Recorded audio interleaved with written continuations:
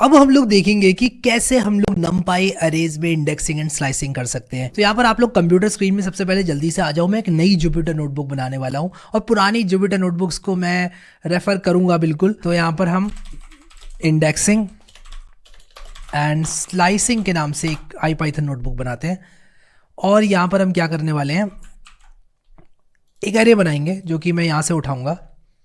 मैंने ऑलरेडी एक NP अरे बनाया था और यहाँ पर मैं सिंपली कह रहा हूँ ARR is equal to, my ARR नहीं, ARR कर देते हैं इसको, ARR is equal to NP dot array. Okay, मुझे इम्पोर्ट numpy एज NP भी करना पड़ेगा। Okay, import numpy as NP और ARR को फिर मैं प्रिंट करूँगा। तो आप देखो मेरा ARR दिख रहा है जो कि 4 रोज एंड 3 कॉलम्स का एक अरे है।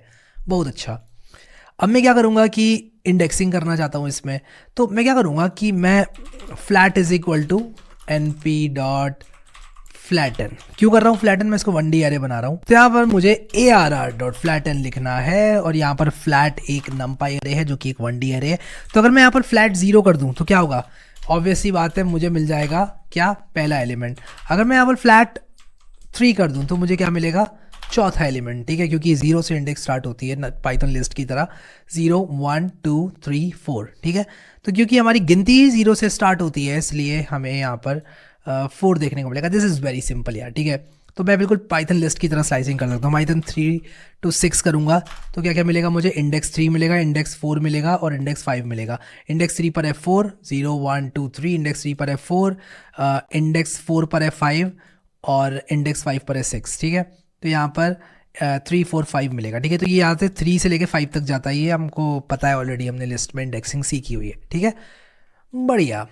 अब हम लोग देखेंगे कि किस तरह से हम फर्स्ट 3 एलिमेंट्स को ले सकते हैं। तो यहाँ पर अगर मैं इसको ऐसे लिख दूँ, :6 लिख दूँ, तो इसका मतलब क्या होगा? एक्चुअली मैं आपको यहाँ बताता हूँ इस चीज़ को। अगर मैं फ्लैट कुछ इस तरह से :5 लिख दूँ तो क्या होगा? जब मैंने :5 लिखा है तो इसका मतलब होगा सेम एज फ्लैट 0:5। ठीक है, तो ये सेम है एज फ्लैट 0,5।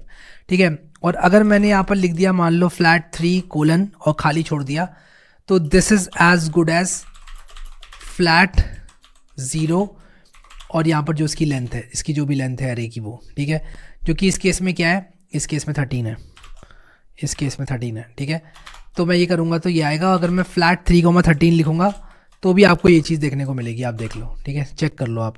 तो यहाँ पर आप इसकी लेंथ डाल दो, यहाँ पर 0 डाल दो। ठीक है, अगर सॉरी मैंने यहाँ पर 0 को डाल दिया, 3 था ना, ये सेम एज फ्लैट 3:13। ठीक है, अगर ये खाली है तो यहाँ पर 0 डाल दो, मतलब लेफ्ट साइड, कोलन के लेफ्ट साइड पर, और कोलन का राइट साइड खाली है तो आप क्या डाल दो उसमें? जो भी लेंथ है आपके अरे का वो डाल दो। ठीक है, तो कुछ इस तरह से आप लोग कर सकते हो स्लाइसिंग। ठीक है, अब यहाँ पर अगर आप एवरी सेकंड एलिमेंट लेना चाहते हो तो आप कुछ इस तरह से कर सकते हो। ठीक है, आपने पूरी लिस्ट ले ली, फिर इसके बाद एक और कोलन लगाकर, मैं लिस्ट नहीं अरे बोलना चाहिए मुझे, अरे है ये, पाइथन लिस्ट नहीं है ये।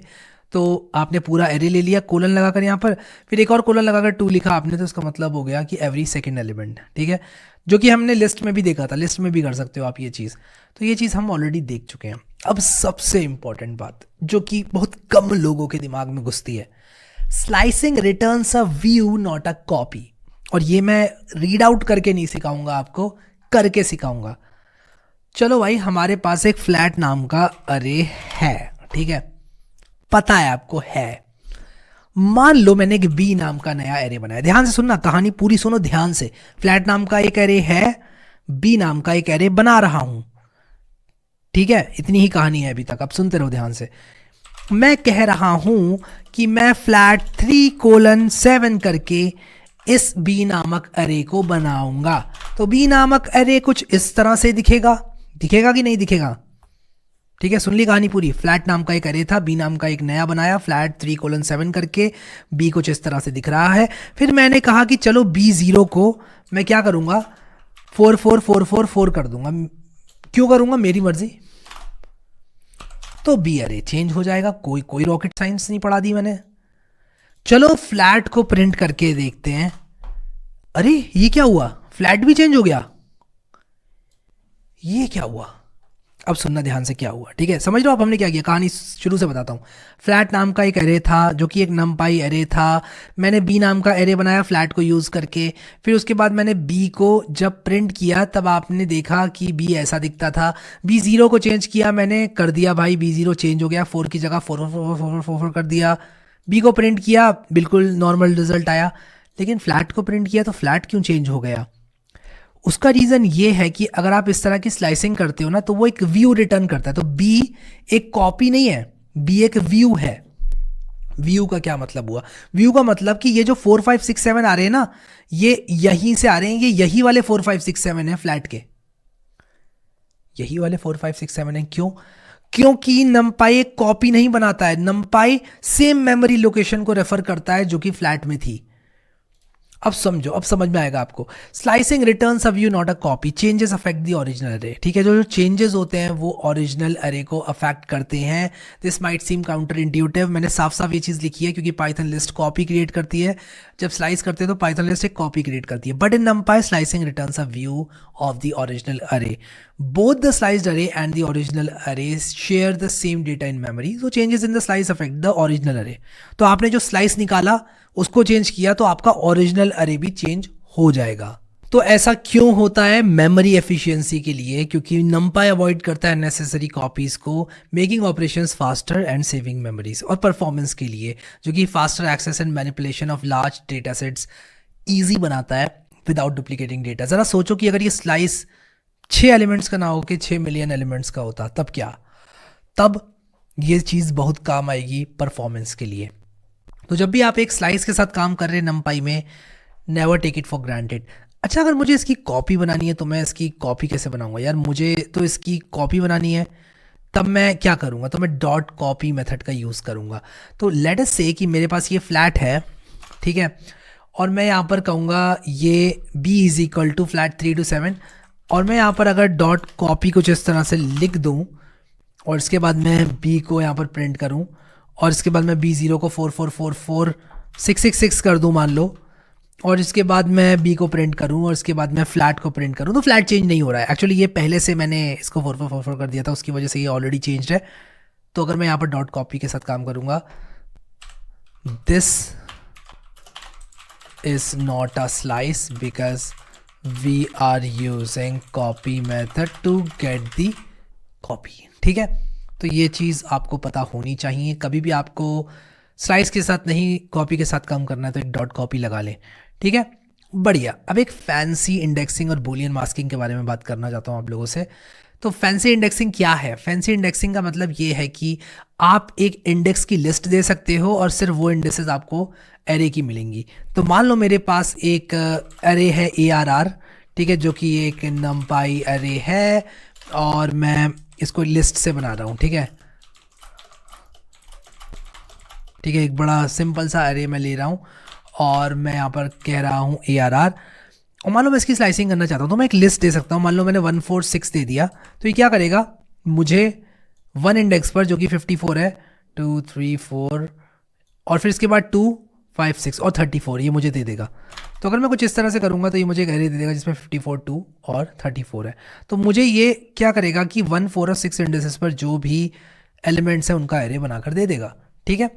तो ये हमारे पास फैंसी इंडेक्सिंग होगी कि यार हमने एक लिस्ट पास कर दी अपने ARR के अंदर। IDX एक लिस्ट है, मैंने इसको डायरेक्टली यहाँ पर दे दिया 1 4 6 ऐसे लिस्ट लिखकर, बट आप इसको डायरेक्टली ऐसे दे सकते हो और आपको जो है वो एलिमेंट्स मिल जाएंगे जो जो इंडेक्सेस आपने सेलेक्ट किए हैं।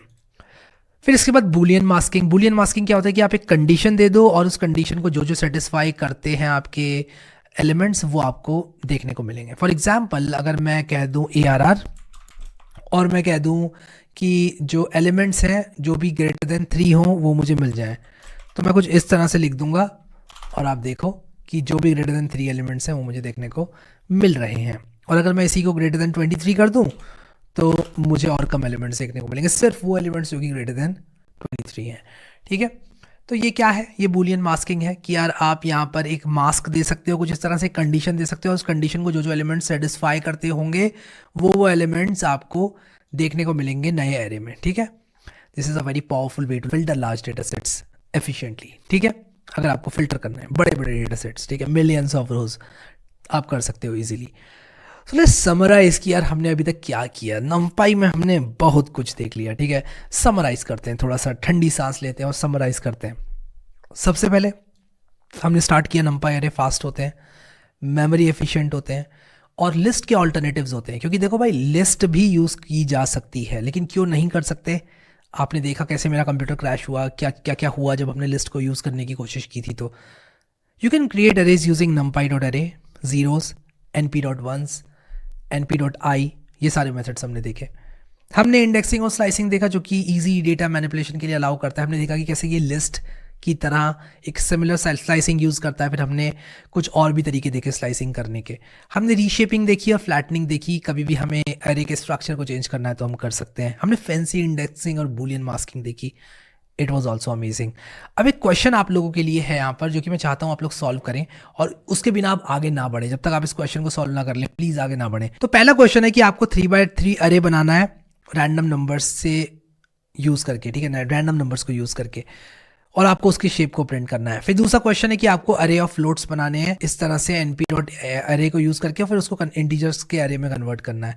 फिर इसके बाद आपको फैंसी इंडेक्सिंग यूज़ करके इवन नंबर्स इस अरे से एक्सट्रैक्ट करना है। ऑब्वियसली आपको इसको नंपाई अरे बनाना है, ये भी एक लिस्ट है। फिर आपको 1D अरे को रीशेप करना है इंटू 3x3 मैट्रिक्स। आप कोई भी साइज 9 का 1D अरे ले सकते हैं। आप 1 2 3 4 5 6 7 8 9 भी ले सकते हैं अरे। और फिर आपको क्या करना है कि बूलियन मास्किंग यूज़ करनी है to filter numbers greater than 50 in an array. तो आपको एक अरे बनाना है, फिर आपको बूलियन मास्किंग यूज़ करनी है to filter numbers greater than 50 in an array, ठीक है। आने वाले वीडियोस में हम और भी चीज़ें देखने वाले हैं, काफ़ी मज़ा आने वाला है। आई होप कि आप लोग इंजॉय कर रहे हैं इस कोर्स को। नंपाई हमने काफ़ी कुछ देख लिया है, बट काफ़ी कुछ बाकी है जो कि हम कवर करने वाले हैं जल्दी। See you in the next video.